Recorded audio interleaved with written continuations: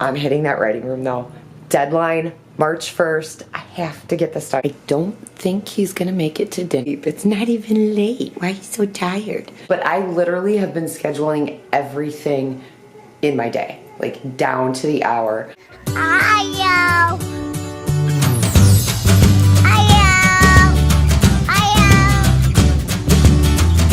Good morning, everybody. So happy Saturday.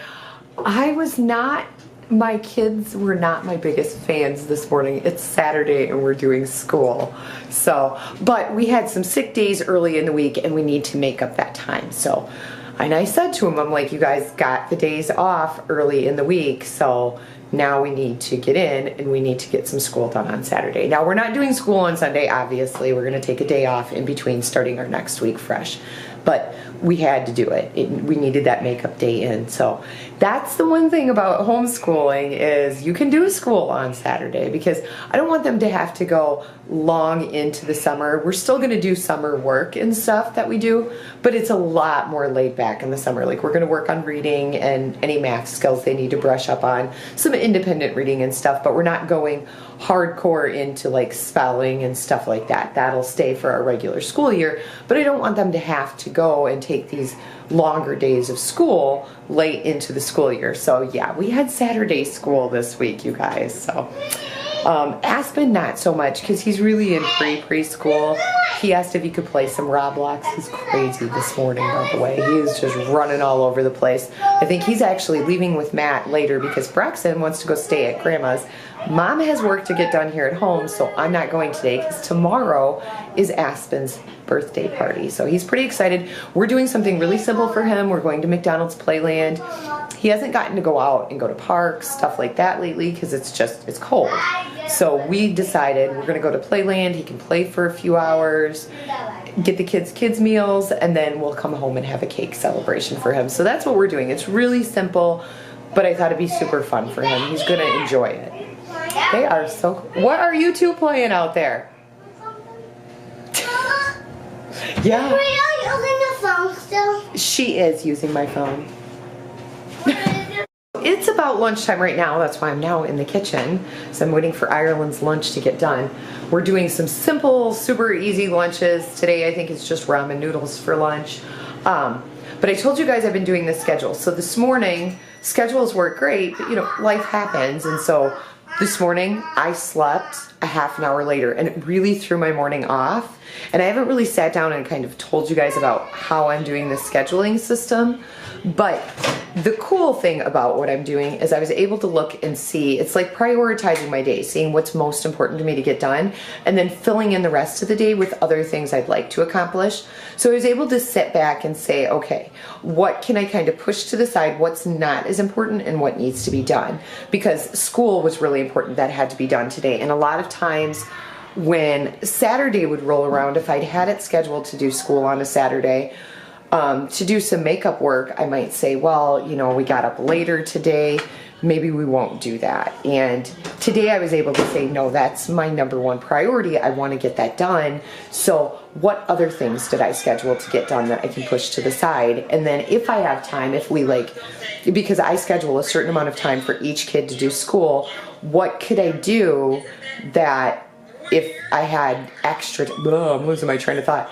If I had extra time and they didn't take the full amount of time that they needed to do school because they moved faster through it or they had a really good understanding of what they were learning, what could I then fit in to my day? And so that's kind of how it's been working. So Ireland and I are hanging out. Zane's around here somewhere too. I don't know. I think he's hiding in Tearlyn's room.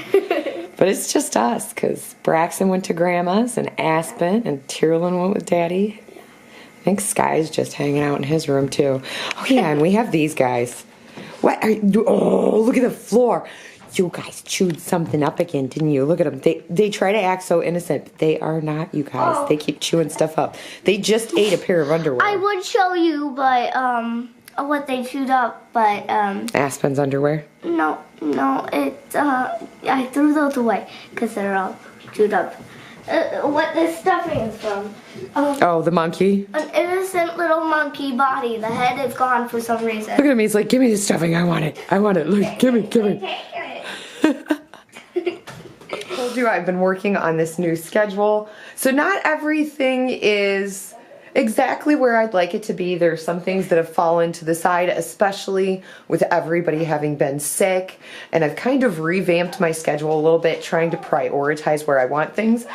In the process, it's kind of put a few things into chaos, but it takes time to work things out.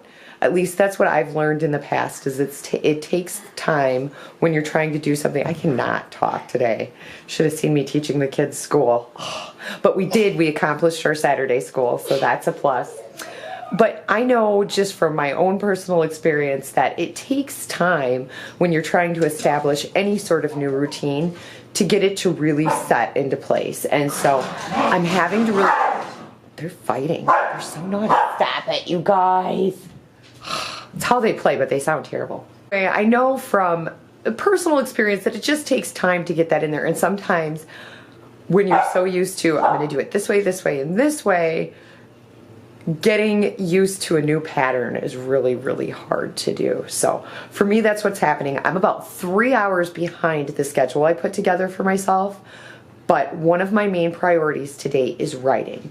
So later, when I'm done with that, I'm going to put my hour in of writing right now. And when I'm done with that, then I'm going to see where the rest of my day is and where my priorities are and what I need to get done and what I'm going to have to push aside till tomorrow. So I'm hitting that writing room though. Deadline, March 1st. I have to get this done. No, I'm not a writer. Okay.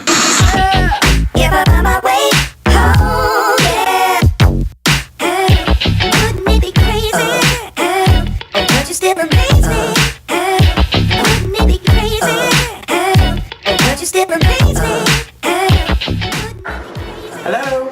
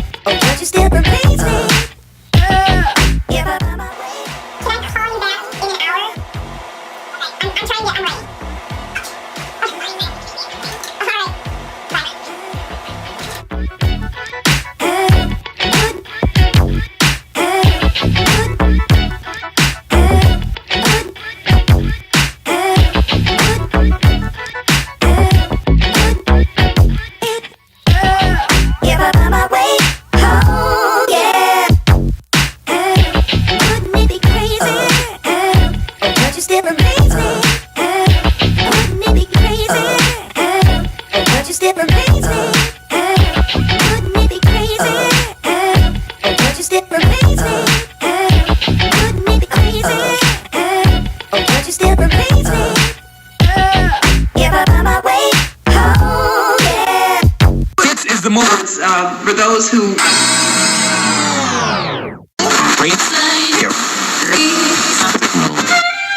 No, I'm not a writer. Okay.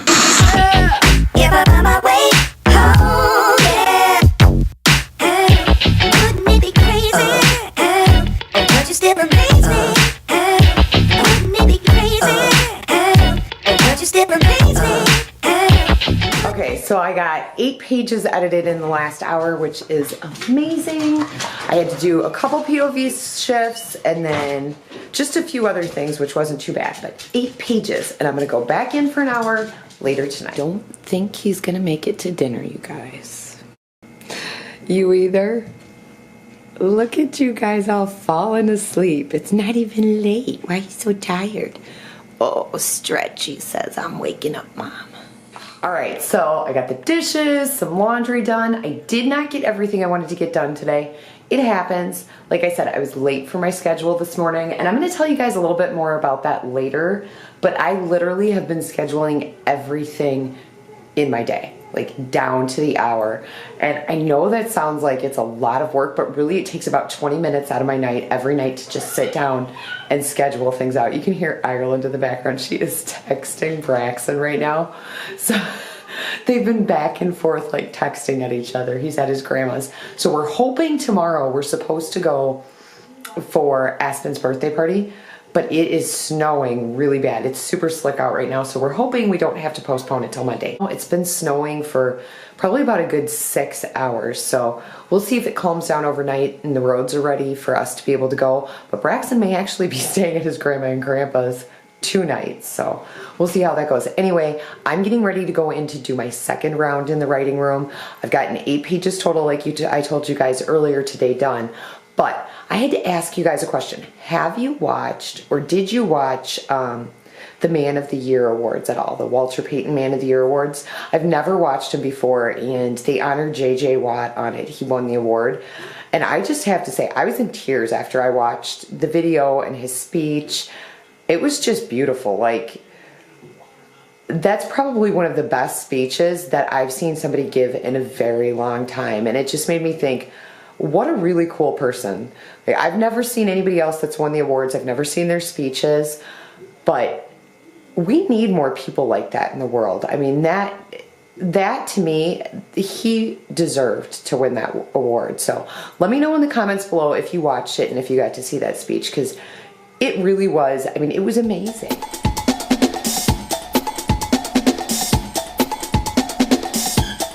All right, it's done and I'm headed to bed.